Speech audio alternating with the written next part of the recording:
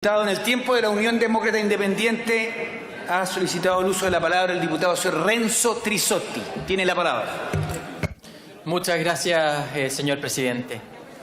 Mis primeras palabras son de solidaridad y apoyo a todos los habitantes de Camiña, de Chapiquilta, de Aroma, de Pachica, de Huatacondo, de Loanzana, que se han visto afectados por las lluvias generadas por el invierno altiplánico.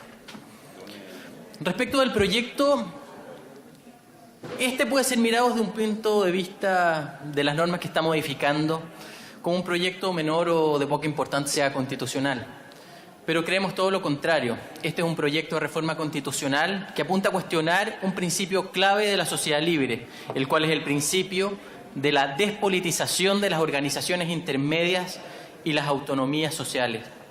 Tal como lo dice el profesor José Luis Sea, los grupos intermedios son organizaciones voluntariamente creadas por la persona humana, ubicadas entre el individuo y el Estado, para que cumplan con sus fines específicos a través de los medios de que dispongan, con autonomías frente al aparato público. En tal categoría caben, por ejemplo, los sindicatos y los gremios, los colegios profesionales, las corporaciones y las fundaciones de beneficencia, los centros de padres y apoderados, las juntas vecinales, las asociaciones estudiantiles y deportivas, las instituciones de ciencia y técnica, de arte y cultura, las universidades, los grupos dedicados a fines filantrópicos o de beneficencia, las ONG, etc. El Estado, de acuerdo al orden institucional vigente, impone como deber del Estado reconocer y amparar los grupos intermedios a través de los cuales se organiza y estructura la sociedad y garantiza la adecuada autonomía. En ese sentido, el propio Tribunal Constitucional ha dicho que no es ocioso recordar el reconocimiento y amparo de los grupos intermedios o entes asociativos. Es uno de los pilares básicos de la organización de la sociedad civil. Y así lo establece, ya que en su artículo primero la Carta Fundamental garantiza al mismo tiempo su adecuada autonomía a fin de permitirles, como células vivas de la sociedad, la obtención de sus fines propios, contribuyendo de este modo a la trama de la riqueza social y, en último término, al bien común de la sociedad. Reconocimiento, amparo y garantía de su autonomía son los términos que la Constitución ha establecido. En esta idea donde se apoya la subsidiariedad como un principio articulador del orden político, es el reconocimiento de la libertad y la dignidad de las personas la que fundamenta la creación de estos cuerpos intermedios para buscar la satisfacción de las más diversas necesidades humanas, ya sean económicas, sociales, culturales, de manera que el Estado intervenga cuando el bien común lo exija y cuando los particulares se vean imposibilitados de su actuar. Se ha señalado de manera majadera que el principio de la autonomía sociales busca evitar la participación en política. Nada más alejado de la realidad. Lo que busca el principio de la autonomía sociales es justamente una participación política que se dentro de un orden, encomendándole a determinados cuerpos intermedios la función de la representación política, que son las instituciones políticas, los partidos políticos. Dicho de otro modo, lo correcto en una sociedad libre es que existan cuerpos intermedios que se dediquen a desarrollar la labor política, formación de cuadros políticos, la propagación de doctrinas, la presentación de candidatos a cargos de elección popular, y no que sean otros organismos que se han constituido para otros fines muy distintos. De esta forma, si la labor de los partidos políticos es asumida por otros organismos, ya sea un sindicato, un club deportivo, tendremos el problema que habrá una mala calidad de los sindicatos, pues quienes participan de dichos organismos lo hacen por su calidad de trabajador en una empresa determinada en busca de mejores condiciones laborales, o de los clubes deportivos, pues quien es socio de un club deportivo lo hace para practicar un deporte y no en interés de la política, sino preferiría afiliarse a un partido político. Además, es falso que no se pronugne la participación de la actividad política. Un miembro de un club deportivo, de una compañía de bomberos, de un colegio profesional, perfectamente puede ser militante de un partido político. Lo importante, por una parte, es distinguir cuando se actúa de una forma institucional o cuando se hace de manera personal.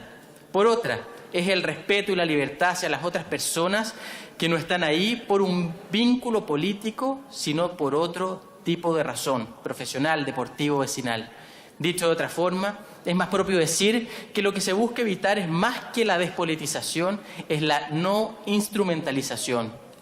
De esta forma se dice entonces que no pueden separarse los planos y que todo es político.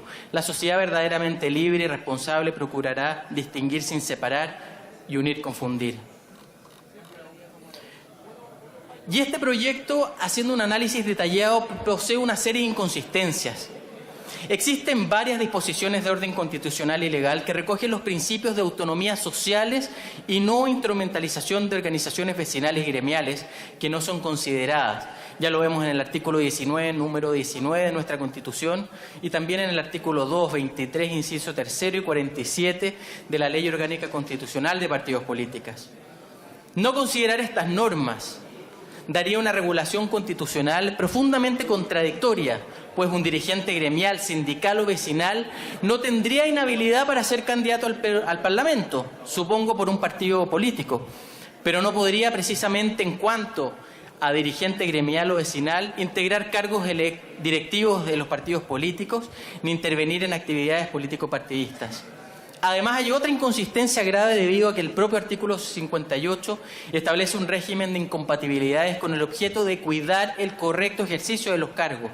Como la inhabilidad desaparecería sin modificar el régimen de incompatibilidades, podría darse el caso de una persona que sea a la vez presidente de una organización gremial, ya sea empresarial, deportiva, gremial o vecinal, y a la vez diputado o senador, lo que haría un evidente o que generaría un evidente conflicto de interés con el ordenamiento constitucional y legal, ya sea la ley orgánica del Congreso, la ley del OI, que obviamente se pretende evitar.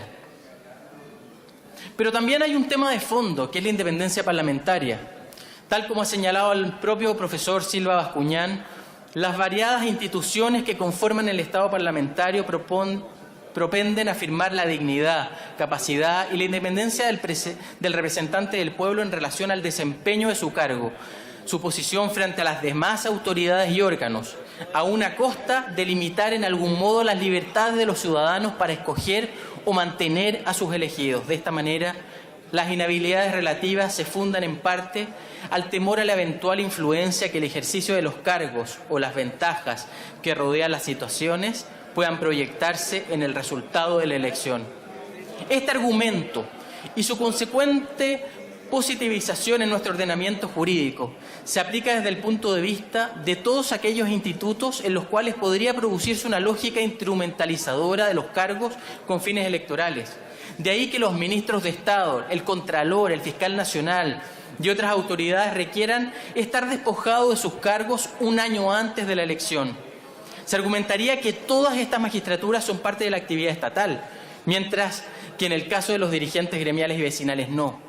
Sin embargo, debemos recordar el adagio que donde existe la misma razón debe existir la misma disposición. De ahí que se incluyan representantes tanto de poderes del Estado como otros órganos, incluso personas naturales. Pero que en el caso de estas personas naturales, solo es el caso que se exige dejar el cargo al momento de inscribir las candidaturas. En definitiva, acá se han hablado muchas falacias. La normativa actual permite que los dirigentes gremiales sean candidatos, siempre y cuando dejen sus cargos al momento de inscribir la candidatura. Con el actual proyecto se producirá una instrumentalización flagrante del principio de la autonomía social, fomentándose la utilización de dirigentes gremiales y vecinales para hacer campaña electoral en defecto de lo que los ciudadanos pretenden y de los objetivos que tienen cada una de estas organizaciones comunitarias y vecinales. Es por eso que creemos que este proyecto debe ser rechazado. Muchas gracias, señor presidente. Dicho. Muchas gracias, diputado señor Trissotti. En el tiempo de la Izquierda Ciudadana y el Partido Comunista ha solicitado el uso de